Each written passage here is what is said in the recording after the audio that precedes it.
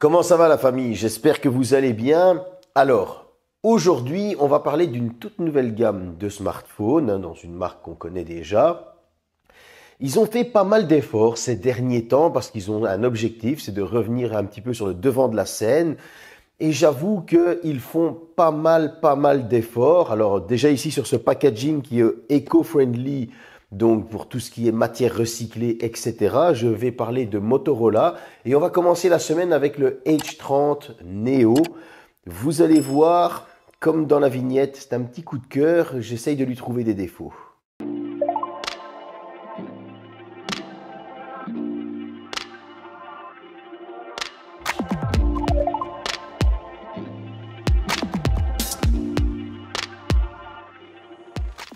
Bon, on va commencer par le design. Ça fait un petit temps que Motorola se cherche, j'ai envie de dire. Ils ont changé pas mal de fois de design, que ce soit avec les H20, avec les H30. On voyait qu'il y avait une évolution et qu'ils cherchaient vraiment un design qui leur soit propre à eux. Et je pense qu'avec cette nouvelle gamme de Neo, Fusion et Ultra, ils ont vraiment trouvé ce qui leur correspond avec les capteurs photo à l'arrière intégrés différemment. Et ici, ce smartphone ne déroge pas à la règle. Alors en plus, il a un partenariat avec Pantone au niveau des couleurs, donc les couleurs sont sublimes.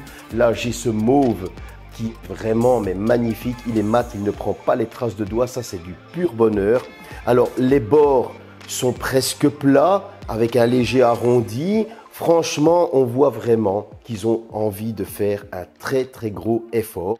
On va retrouver deux haut-parleurs, un sur la tranche du haut, un sur la tranche du bas. Sur le dessus, on aura aussi un micro. Sur la tranche de gauche, on n'aura rien. Sur le bas, on aura un tiroir de carte SIM, un USB type C et bien sûr le haut-parleur. Sur le côté droit, on aura bouton du volume et bouton d'extinction allumage. Et oui, le lecteur d'empreintes est sous écran. Et cet écran, on va en parler tout de suite. En tout cas, pour moi, le design, ce petit H30 Neo, j'ai vraiment eu un petit coup de cœur. Alors, en plus de tenir bien dans la main, forcément, s'il tient très bien dans la main et que j'arrive à faire le tour, c'est qu'il a un écran qui est beaucoup plus petit. Et cet écran, il fait 6,28 pouces. Ça, étrangement, ça ne m'a pas dérangé. Moi qui suis en test de l'iPhone 14 Pro Max, qui est un S21 Ultra avec des 6,7 pouces, franchement, cet écran de 6,28 pouces, je l'ai kiffé. C'est un P-OLED, donc c'est un OLED de chez LG, un taux de rafraîchissement de 120 Hz. Il est simplement beau, fluide, et alors le truc du top, vous avez du 60 Hz, vous avez du 120 Hz et vous avez le mode automatique. On ne retrouve pas ça chez toutes les marques, surtout à moins de 400 €. Cet écran, franchement, vous allez être totalement immergé dans ce que vous faites, que ce soit du jeu vidéo, des films, des séries. En plus, le son est stéréo, il est vraiment bon. Que demander de plus pour une immersion totale au niveau de la consommation de contenu? Et pas une seule fois, j'ai vu cet écran laguer lorsque je surfais, que je swipais sur TikTok, sur les shorts, etc. Franchement, pour moi, c'est encore une réussite. Et pour la partie photo, je vous parlais de cette caméra poinçon à l'avant. Qu'est-ce qu'elle nous offre? C'est une caméra selfie de 32 mégapixels avec une ouverture de 2.4 capable de filmer en Full HD, 30 et 60 images par seconde. À l'arrière, par contre, on va retrouver deux capteurs. Un premier 64 mégapixels ouverture 1.8, technologie quad pixel comme la selfie, avec une stabilisation d'image optique. On aura aussi un deuxième capteur 13 mégapixels ouverture 2.2 qui est capable d'un champ de vision de 120 degrés, de faire de la macrovision et il est aussi capteur de profondeur. Tout ça est capable de filmer en Full HD 30 et 60 images par seconde, mais aussi de faire un ralenti Full HD 120 images par seconde. Sincèrement, je trouve qu'on est quand même très bien fourni au niveau de la photo. J'ai été assez étonné parce qu'on est quand même toujours sur un budget à moins de 400 €. Je préfère le rappeler. Ce budget de moins de 400 €, on a un design innovant. Je reprends un petit peu toutes les bases. On a un très bel écran. On a une bonne partie photo. Et là, maintenant, ce que je vous propose, c'est d'aller faire un tour au musée du masque à Binche, des différents carnavals qui existent.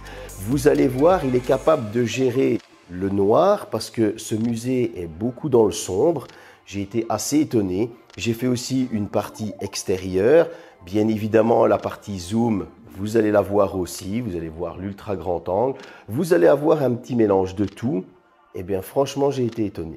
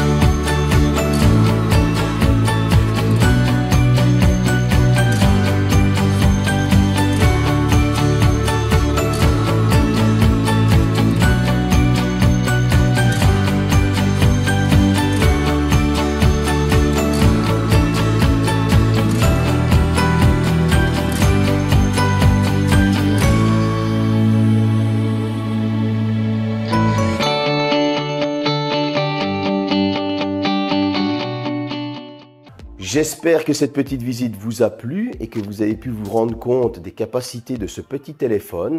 Parce que moi, franchement, j'ai été très étonné. Et vous allez voir, il y a d'autres surprises qui vont suivre. On va parler de la puissance tout de suite. Et cette dernière, elle nous raconte quoi, la puissance? Tout d'abord, 3 stockages. 128, 128, 256. 2 fois 128? Non. Une fois avec 6 Go de RAM, une fois avec 8 Go de RAM et une fois avec 8 Go de RAM. Donc 6, 128, 8, 128, 8, 256. C'est équipé d'un Snapdragon 695. C'est vrai, j'aurais aimé avoir une série 7 au niveau des Snapdragon, surtout quand j'ai vu les performances que ce smartphone était capable de sortir avec une série 6. Il est accompagné d'un GPU Adreno 619. Mais tout ce petit monde, qu'est-ce qu'il a sorti à l'Antutu Bench? Ça m'a sorti un score de 409 312 points. Et là, j'ai été quand même étonné parce qu'on est quand même à plus de 400 000 pour un smartphone à moins de 400 €, un Snapdragon 695 qui nous offre aussi la 5G. Je me suis dit, c'est pas mal du tout. Donc du coup, je me suis dit, qu'est-ce que ça donne au Geekbench? Au Geekbench, il m'a sorti un score de 668 au simple cœur et un score de 1909 au multicœur. On est vraiment dans du milieu de gamme pour certaines autres marques, il faut l'avouer. On est à moins de 400 €, on n'est pas loin des 400 €, mais on est quand même sur des scores de milieu de gamme. Et ce smartphone est un fin d'entrée de gamme, il faut l'avouer, avec ce prix et surtout avec les promos que Motorola va faire, les petits cadeaux qu'on vous offre, etc. Je suis super étonné, franchement, des scores, encore une fois. Il faut avouer que Motorola est capable d'optimiser aux petits oignons ses smartphones avec leur surcouche qui est très légère. On a quasi de l'Android stock, on est sur Android 12. Donc voilà. Mais en jeu vidéo, qu'est-ce que ça a donné? Encore une fois, là j'ai été étonné. Bon, Asphalt 9, vous le connaissez. C'est beau, c'est fluide, ça va dans tous les sens. Pas une seule fois j'ai ressenti du lag. Cet écran nous en met plein la vue et aucune chauffe apparente. Au niveau de Genshin Impact, de même. J'ai été très étonné. On a des graphismes en moyen, on est sur du 60 fps. Et encore une fois, ce jeu est vraiment très jouable. C'est un pur plaisir de pouvoir jouer à Genshin Impact en graphisme moyen 60 fps. Le jeu ne rame pas, il n'y a pas de lag. Que demander de plus? Alors je me suis dit, on va tester le champion toute catégorie, et là, c'est Fortnite. Et Fortnite, on a les graphismes en moyen, on est en 30 fps, c'est jouable, c'est ça qui est le pire. On est toujours dans une moyenne de 25 à 30 fps. Que demander de plus? Le jeu reste très fluide, pas de lag, pas de saccade. Et la température est ultra maîtrisée parce qu'au niveau de la température, je ressors mes petites notes. J'étais à un maximum de 49 degrés. Après avoir joué à Genshin Impact, après avoir fait plusieurs parties de Fortnite, là c'est une très très grosse surprise. J'ai envie de dire qu'il fait très très bien son travail, que c'est un smartphone qui est très polyvalent, que ce soit pour les tâches de tous les jours et le jeu vidéo. Bon, l'autonomie, on y est, vous le savez, c'est une des choses principales de nos jours avec nos smartphones. C'est un peu la guerre, surtout que ce petit smartphone, il pèse 155 grammes, il a une toute petite batterie de 4020 mAh, il a une recharge rapide de 68 watts, qui j'avoue est quand même assez rapide, et grosse surprise, attention, moins de 400 €, vous avez la charge sans fil. C'est une charge sans fil 5 watts, certes, mais vous avez la charge sans fil. Et ça, ça fait super plaisir. À moins de 400 €, je ne connais pas de marque, ou alors peut-être que j'ai oublié, qui vous offre la charge sans fil. Donc, encore une fois, rapport qualité-prix.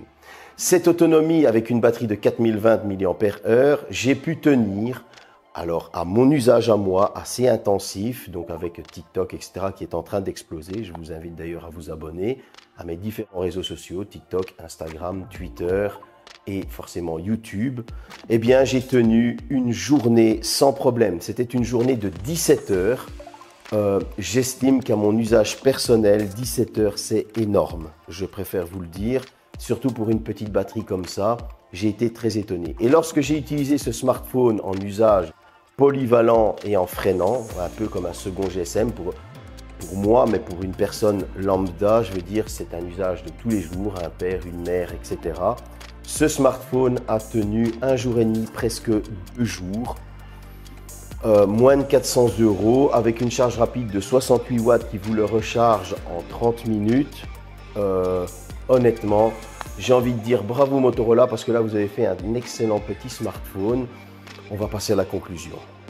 Bon, je vous bassine les oreilles avec du moins de 400 €. On est sur un tarif à 399, 399 pour nos amis français.